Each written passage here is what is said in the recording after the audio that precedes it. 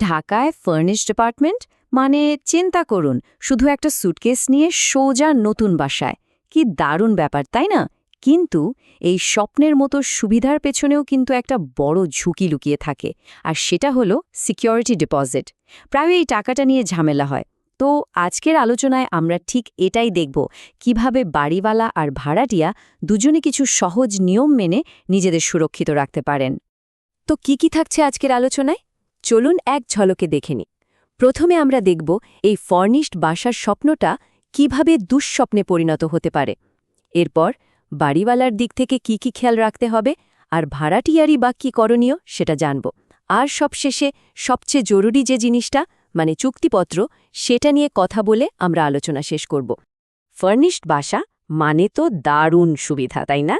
কিন্তু এই যে স্বপ্নের মতো শুরু, এটা কখন দুঃস্বপ্নে পাল্টে যেতে পারে? চলুন একদম শুরুতেই সেই বাস্তবতাটা একটু দেখে নেওয়া যাক।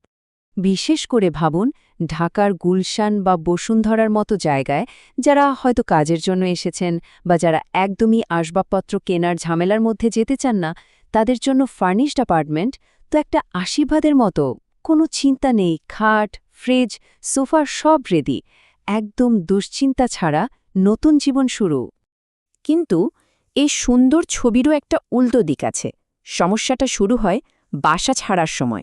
দেখা যায় আগে থেকেই হয়তো দেয়ালে একটা দাগ ছিল, সেটার জন্য সিকিউরিটি ডিপোজিট থেকে টাকা কেটে রাখা হলো। আবার অন্যদিকে বাড়িওয়ালার ভয়ও কিন্তু অমূল্যক না। হয়তো তার দামি ওয়াশিং মেশিনটা ভাড়াটিয়া এসে একদম নষ্ট করে ফেলল। বুঝতেই পারছেন এই পরিস্থিতিটা দুই পক্ষের জন্যই কতটা আর্থিক চাপ আর মানসিক অশান্তির কারণ হতে পারে। তাহলে এই ঝামেলাগুলো এড়ানোর উপায় কি? আসলে শুরুতেই কয়েকটা জিনিস মাথায় রাখলে কিন্তু অনেকটা নিশ্চিন্ত থাকা যায়। যেমন ধরুন, ঘরে কি জিনিস আছে তার একটা লিস্ট থাকাটা যে কতটা জরুরি তা বলে বোঝানো যাবে না। কিংবা মুখে মুখে কোনো কথা নয়, সব চুক্তি হতে হবে লিখিত। আর হ্যাঁ, বাসার কোনো যন্ত্র নষ্ট হলে সেটা কে সারাবে? এই বিষয়গুলো শুরুতেই পরিষ্কার করে নেওয়া উচিত। চলুন এই ব্যাপারগুলো নিয়ে এখন বিস্তারিত কথা বলা যাক। আচ্ছা, এবার একটু বাড়িওয়ালার দৃষ্টিকোণ থেকে ব্যাপারটা দেখি। দেখুন, আপনার ফ্ল্যাট আর তার ভেতরের আসবাবপত্র, এগুলো কিন্তু আপনার জন্য একটা বিশাল ইনভেস্টমেন্ট। তো এই ইনভেস্টমেন্টকে আপনি কিভাবে সুরক্ষিত রাখবেন? কি করাটা একদমই মাস্ট? ভাড়াটিয়াকে বাসার চাবিটা হাতে তুলে দেওয়ার আগে এই তিনটা জিনিস কিন্তু আপনাকে চেক করতেই হবে। এক, ভাড়াটিয়ার পরিচয় আর তার আর্থিক অবস্থাটা ভালো করে যাচাই করে নিন। 2, পুলিশ ভেরিফিকেশন। এটা কিন্তু এখন আইনগতভাবে বাধ্যবাধকর, আর এটা আপনাকে ভবিষ্যতের অনেক বড় ঝামেলা থেকে বাঁচিয়ে দেবে। আর 3 নম্বর, যদি সম্ভব হয় তার আগের বাড়িওয়ালার সাথে একটু কথা বলে নিন। এতে কিন্তু ভাড়াটিয়ার আচার-আচরণ আর বাসা ব্যবহারের ধরন সম্পর্কে একটা পরিষ্কার ধারণা পেয়ে যাবেন। তো বাড়িওয়ালার কথা তো হলো, এবার আসি ভাড়াটিয়ার কথায়। ভাড়াটিয়া হিসাবে কিন্তু একটা বেশ বড় অঙ্কের টাকা সিকিউরিটি ডিপোজিট হিসেবে জমা রাখতে হয়, তাই না? তাই নিজের কষ্টার্জিত টাকাটা সুরক্ষিত রাখাটা তো সবচেয়ে জরুরি।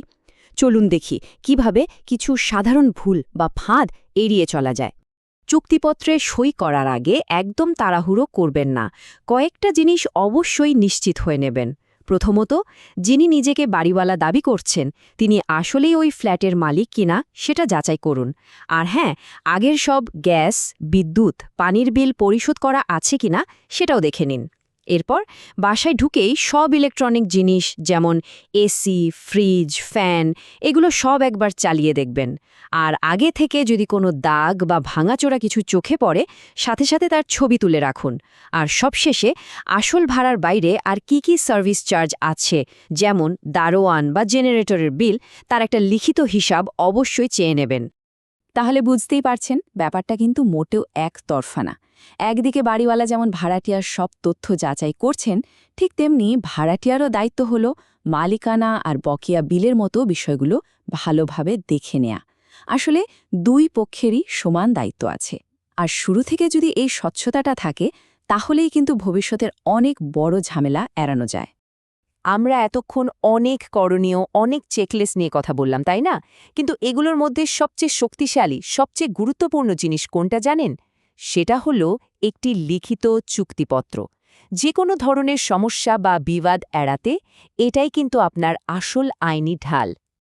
দেখুন, মুখে বলা কথার কিন্তু আইনের চোখে তেমন কোনো দাম নেই, আর বেশিরভাগ ঝামেলার শুরুই হয় এই কথা দিয়েছিলাম বা কথা হয়েছিল থেকে। আপনার আসল রক্ষা কবচ হলো নন জুডিশিয়াল স্ট্যাম্পে করা একটা পাকাপোক্ত লিখিত চুক্তি। যদি কখনো কোনো সমস্যা হয়, মনে রাখবেন এই এক টুকরো কাগজই কিন্তু আদালতে আপনার হয়ে কথা বলবে।